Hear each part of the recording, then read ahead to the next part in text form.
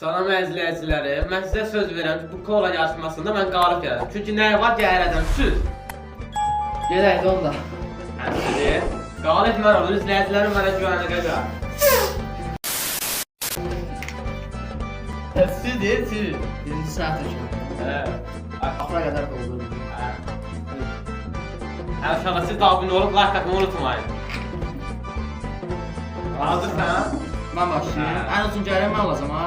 Yəni mən olacam. Yaxşı.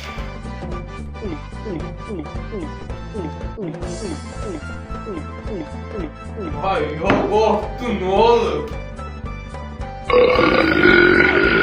Abi, aklım patlı, indi mənə bak, qaqa. Abi, kola içmən.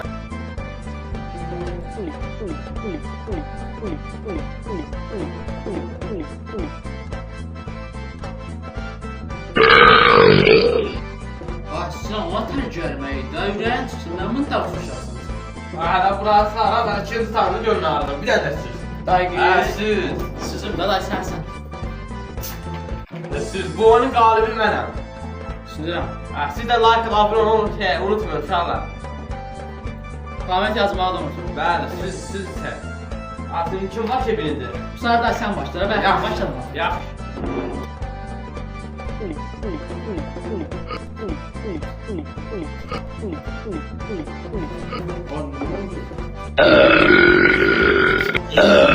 Ne oldu bu? Gördüğün bu oyunun kralı mənəm. Eğer ayın bir qalbağa bak ha sen.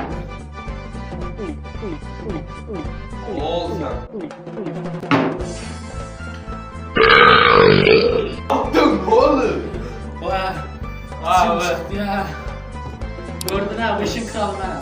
Mənəm, neylə? Onda bir də deyirsən mənə, bir də siz görə axırda kim qalıb gələcək bu oyun. Bak partlayacaq abi işin aslında. Siz də gördünüz də mənəm bura qalib, o deyil. Düz. Əşso. Ya şimdi kim başlayacaq? Birini sən başlayacaq. Ya yaxşı başlayacağım. Başla. O sənə atacağım, ben senden uzun gəlirəm. Ha, qalib mənəm, izləyicilərim mənə güvənir. Bak indi izləyin. Ha, görəsən, abunə olalım.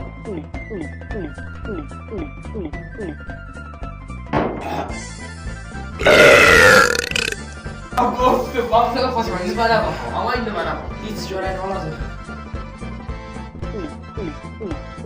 Bak tarih